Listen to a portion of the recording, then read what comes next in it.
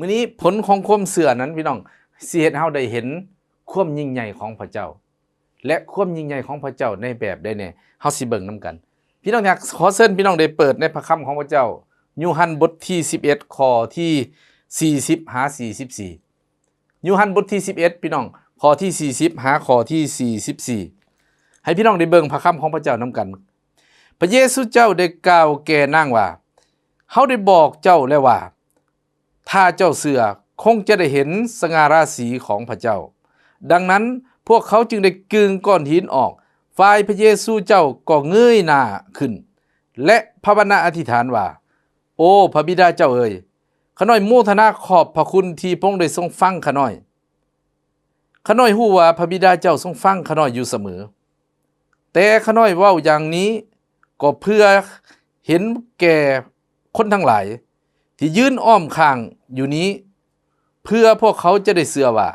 แม้นพระบิดาเจ้าเป็นผู้ได้ใส่ข้าน้อยมาเมื่อพระองค์ได้กล่าวดังนั้นแล้วพระองค์จึงเปล่งเสียงห้องขึ้นว่าลาซาโรเอ๋ยจงออกมาผู้ตายนั้นก็ได้ออกมามีผ้าพันตีนพันมือทั้งมีผ้าปกหน้าไว้พระเยซูเจ้าบอกพวกเขาว่าแก้ผ้าให้เราแล้วปล่อยเราไปอาเมนให้เฮามีโอกาสได้อธิษฐานนำกันพี่น้องพระบิดาเจ้าผู้ลูกขอถวายเกียรติแก่พระองค์พระเยซูคริสต์เจ้าผู้ลูกขอบคุณพระองค์ที่ฮักอยู่เสมอและพระองค์ได้สำแดงฤทธิ์อำนาจของพระองค์ผ่านกิจจักรผ่านผู้ที่เชื่อนับแต่อดีตจนถึงปัจจุบันและต่อไปผู้ลูกขอความเข้าใจในพระคำของพระองค์และขอการเจิมด้วยฤทธิ์อำนาจของพระองค์ผู้ลูกต้องการที่จะเข้าใจอย่างถูกต้องและเชื่อฟังถ้อยคำของพระองค์ในพระนามพระเยซูคริสต์เจ้าอาเมนพี่น้องที่ฮักจากของพี่ที่เฮาได้อ่านผ่านไปนั้นพี่น้องเฮาได้เห็นว่าเมื่อเฮาเชื่อในองค์พระเยซูคริสต์เจ้าบ่เพียงแต่ได้รับชีวิตนิรันดรบ่เพียงแต่พระเจ้าได้ตอบคำอธิษฐานแต่เฮายังได้เห็นความยิ่งใหญ่ของพระเจ้าในขณะที่เฮาดำเนินชีวิตในโลกนี้ดังเดียวกันพี่น้องในขณะที่พระองค์ได้อยู่ในโลกนี้คนที่เชื่อในองค์พระเยซูคริสต์เจ้าเมื่อลาซาโรพี่น้องได้ตายไปซึ่งเป็นคนสำคัญในครอบครัวพวกญาติพี่น้องเลยเอื้อยๆของเราก็โศกเศร้าเสียใจคิดว่าคงบ่มีคำตอบในชีวิตแต่เมื่อพระเยซูคริสต์เจ้าได้ไปถึงพี่น้องพระองค์ได้บอกเขาดังที่พระคัมภีร์ที่เฮาอ่านนำกันในยูฮันบทที่11ข้อที่40หาที่44เฮาได้เห็นฤทธิ์อำนาจขององค์พระผู้เป็นเจ้าอันที่1คือหยังพี่น้องพระองค์นั้นมีฤทธิ์อำนาจยิ่งใหญ่เหนือความตาย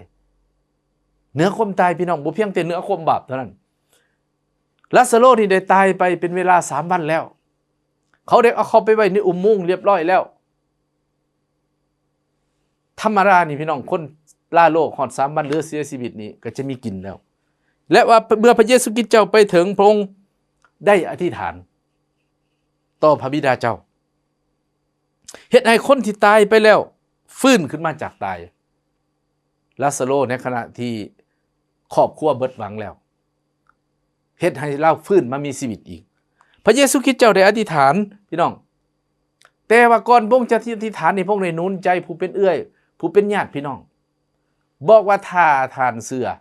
ท่านจะได้เห็นความยิ่งใหญ่ของพระเจ้าบางฉบับแปลอย่างนั้นแต่ในฉบับปรับปรุงใหม่นี่บอกว่าถ้าท่านเชื่อท่านจะได้เห็นสง่าราศีของพระเจ้า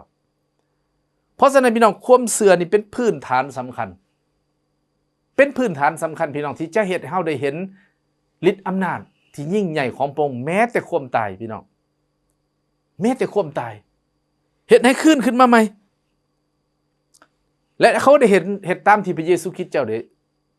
บอกเขาทุกประการพี่น้องที่อยากปัญหามันอยู่ในชีวิตของเฮาส่วนหลายนี่เฮาบ่อยากเฮ็ดตามพระคำของพระเจ้าพี่น้องส่วนหลายประสบการณ์ชีวิตในโลกนี้มีอิทธิพลต่อชีวิตของเฮาพระคำของพระเจ้าบ่มีอิทธิพลต่อชีวิตของเฮาเท่าที่ควรเพราะฉะนั้นพี่น้องและบ่เพียงแต่เนื้อความตายแบบตายไปเหมือนกับลาซาโรพี่น้องแต่บางเถื่ออวัยวะบางส่วนที่ตายไปในห่างกายบ่งเฮ็ดให้อวัยวะบางส่วนในห่างกายของเฮานี่ฟื้นขึ้นมาใหม่พี่น้องอยู่ในพระคัมภีร์ของพระเจ้าลูกาบทที่7ข้อที่9ที่10และอยู่ในพระคัมภีร์ของพระเจ้าพระธรรมโรมบทที่8ข้อที่11โรมบทที่8ข้อที่11เว้าจังไดพี่น้อง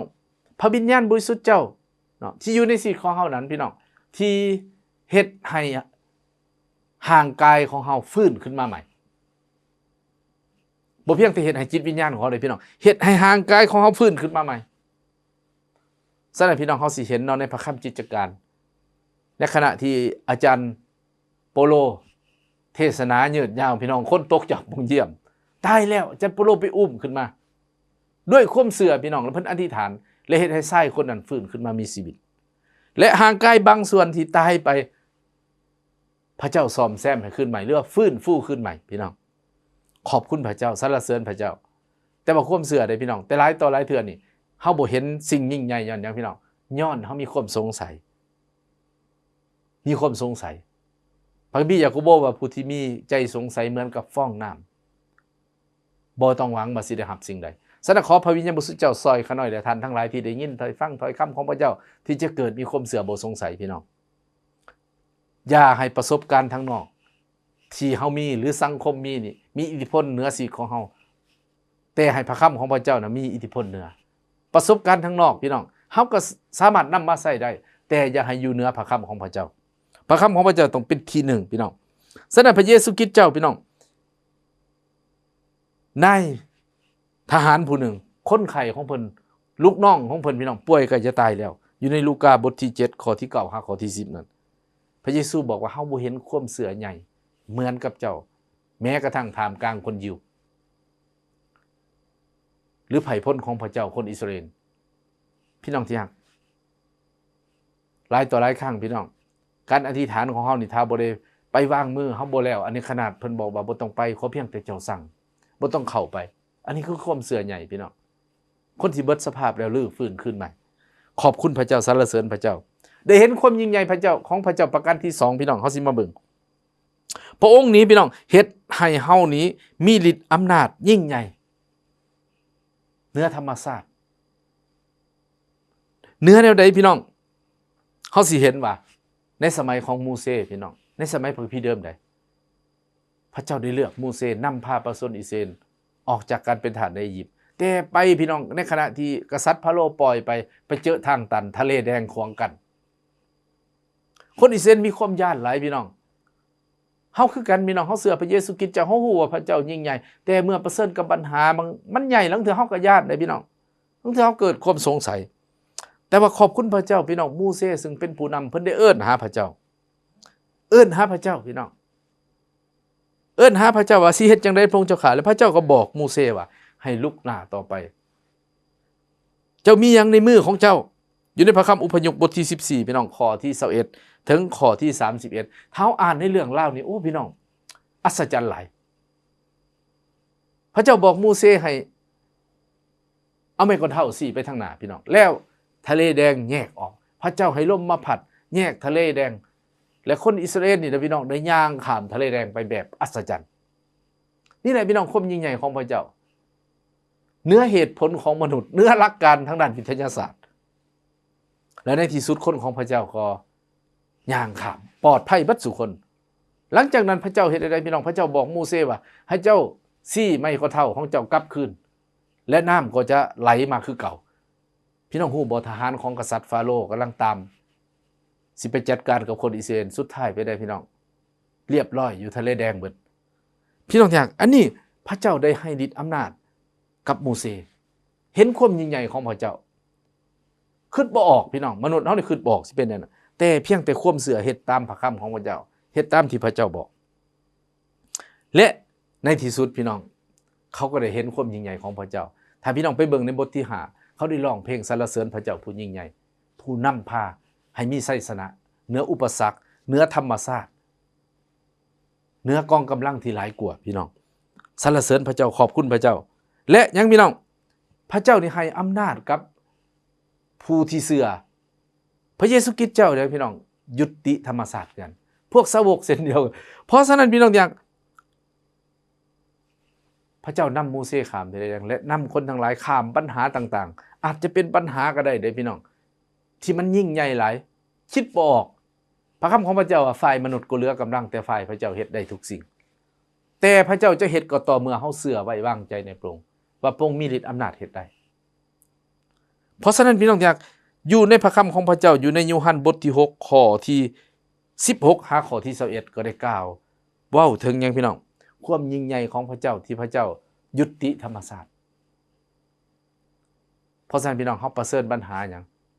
อยู่ในชีวิตของเฮาแม้กระทั่งเรื่องความตายพี่น้องปัญหาเรื่องสุขภาพปัญหาเรื่องธรรมศาสตร์มารบกวนเฮาหรือปัญหาต่างๆขอเพียงแต่เฮาเชื่อในฤทธิ์อำนาจของพระเจ้าเชื่อพระเจ้าเฮ็ดได้และไว้วางใจพระเจ้าจะจัดการแน่นอนพี่น้องเพราะถ้อยคำของพระเจ้ากล่าวไปแล้วบ่กลับมาโดยศูนย์เปล่าเอสยาห์บทที่55ข้อที่9ที่10และจะเกิดผลเป็นเหมือนน้ำฝนและหิมะและอยู่มาระโกบทที่11ข้อที่24ว่าทุกสิ่งที่พวกท่านอ้อนวอนทูลขอนั้นจงเชื่อว่าได้รับแล้วฉะนั้นพี่น้องอย่าให้ความสงสัยมาเป็นอุปสรรคอย่าให้สิ่งใดสิ่งหนึ่งความบาป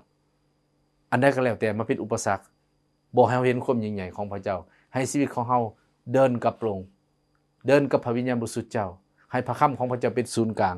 และเราจะได้เห็นความยิ่งใหญ่ของพระเจ้าอย่างแน่นอนพี่น้องในการดำเนินชีวิตและการรับใช้พระเจ้าของเราทั้งหลายพระเจ้าสัญญาว่าพระองค์จะบ่ปะเราหรือถิ่มเราให้เป็นลูกกำพร้าแต่พระองค์พร้อมจะช่วยเหลือเราขอเพียงแต่เราเชื่อและไว้วางใจแล้วเราเห็นความยิ่งใหญ่ของพระเจ้าเอเมนพี่น้องเราสิอธิษฐานนำกันพระเจ้าพระบิดาผู้รู้โมทนาขอบคุณพระเจ้าสำหรับถ้อยคำของพระองค์ที่มาถึงสิทธิ์ของเขาหน่อยและพี่น้องทั้งหลายขอพระวิญญาณบริสุทธิ์เจ้าช่วยพระองค์หน่อยที่จะจืดจำช่วยพระองค์หน่อยที่จะเชื่อฟังถ้อยคำของพระองค์เพื่อพระองค์หน่อยจะเห็นความยิ่งใหญ่ของพระองค์ในขณะที่ดำเนินชีวิตในโลกนี้และรับใช้พระองค์อธิษฐานโมทนาขอบคุณพระองค์ในพระนามพระเยซูคริสต์เจ้าอาเมนอาเมนขอพระเจ้าอวยพรพี่น้องทุกท่านและพบกันอีกในบทต่อไป